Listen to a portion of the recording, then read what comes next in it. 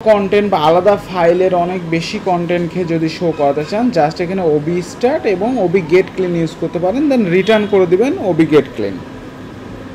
যেমন আমাদের মনে করেন এই জায়গাটাতে আমি লিখব ফার্স্টে ওবি স্টার্ট, এখান থেকে শুরু হবে, আর রিটার্ন করব আমরা লাস্টে যে ওবি গেট ক্লিন এইটাকে, অর্থাৎ এর মধ্যে যে আউটপুটটা আসবে এবার সেটাই আমাদের এই ইয়াতে শো করবে। এখন মনে করেন আপনি এবার H2 নিলেন, এখানে যেহেতু এটা PHP কোড, ওটা HTML কোড, সো আমি এখান থেকে ক্লোজ করলাম। সো এখানে এবার H2 নেন, H2 নিয়ে এবার এখানে লিখে দেন সুন্দর করে জেন্ডার, আবার H2 নেন, এখানে লিখে দিলেন হচ্ছে নেম, তারপরে ইমেল, তাই না? এরকম অনেকগুলো কন্টেন্ট হতে পারে। সো সেইভাবে কিন্তু আপনাদের তাহলে সুবিধা হবে যে এভাবে ওবি স্টার্ট ওবি গেট ক্লিনের মাধ্যমে করা। সো আমি এখানে একটা ইমেল দিয়ে দিচ্ছি, সাপোজ raihan@gmail.com, অবশ্যই এখানে কমা হবে। ওকে, এখন এই জায়গাতে তাহলে আমি শো করব কিভাবে? এই জায়গাতে আমরা PHP স্টার্ট করব,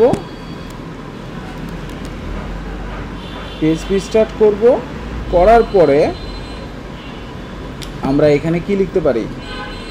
আমরা এখানে লিখতে পারি জাস্ট জেন্ডার।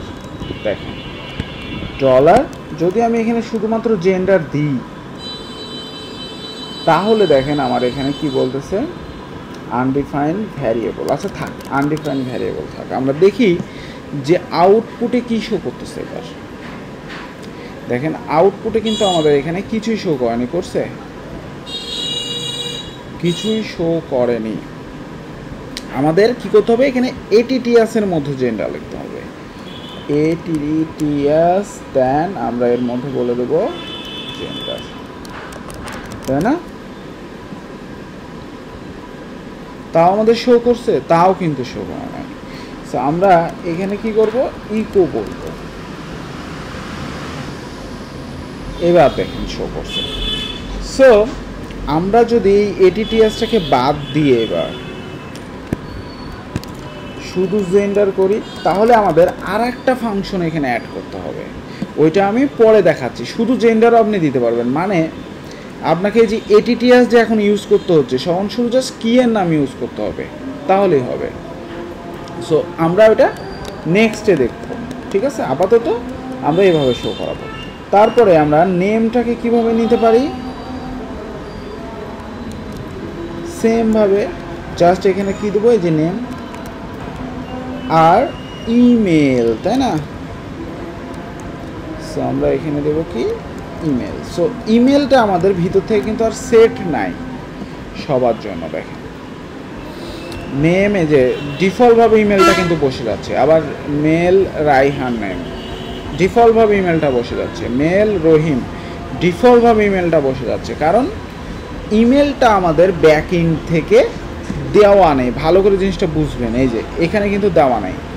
আমি যদি ব্যাকইন থেকে কোনোটার মধ্যেই দেওয়া নাই ইমেল, তাই না? সো আমি যদি এখানে এবার ইমেল দিয়ে দিই,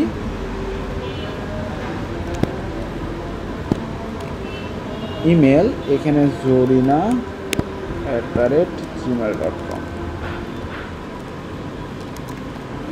আবার এইখানেও আমি ইমেলটাকে ধরবো,